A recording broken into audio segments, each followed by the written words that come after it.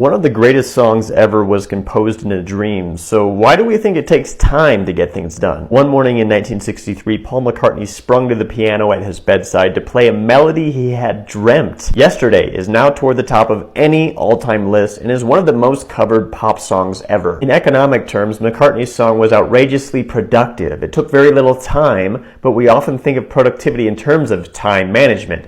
A unit of time supposedly equals a unit of productivity. We've all had moments like McCartney's. Out of nowhere, we gain clarity on some problem in our life or work. Neuroscientists have noticed this is a neurologically distinct phenomenon. They call it insight. But these aha moments come unpredictably. As the great sculptor Konstantin Brancusi said, it's not the making that's difficult, but getting into the right state of mind. The harder we try to make these moments happen, the more we put ourselves into mental states in which insights don't come easily. So they often happen in the shower or while we're sleeping. Creativity scientists have long recognized aha moments as just one stage of creativity. Great ideas are combinations of things we already know. You only gain clarity on a problem after obsessing over it for weeks, and musicologists have found in Yesterday source material from Paul McCartney's prior compositions.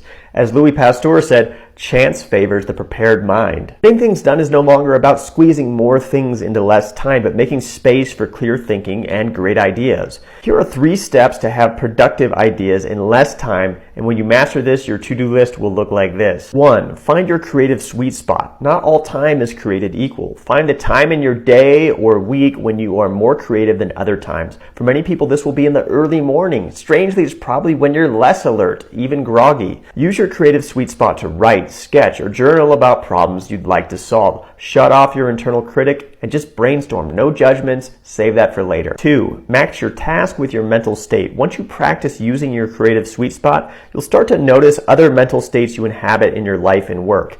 Always ask yourself, what mental state am I in? Then what needs to get done that matches that state? I've identified 7, and they range from the brainstorming mental state, which I call explore, to detailed work I call polish, to administrative tasks, and refueling your energy, which I call recharge. 3, take the minimum creative dose. You probably have ideas you'd like to pursue, but you don't feel you have the time. Well, you don't need much time to get started. You can jot down rough notes on your phone while waiting for the dentist. This is deliberately using what creativity scientists call incubation. Feed your mind with the basic elements of any problem you want to solve, and your subconscious will work on it while you do other things, even while you sleep. When you get really good at matching your mental state with your task, you can even organize your to-do list according to mental state. That way, when you're in a mental state, you have a list of tasks you're ready to do. It doesn't take time to have a great idea, so time management is all wrong for creative work. I call this mind management. I talk about it more in my book.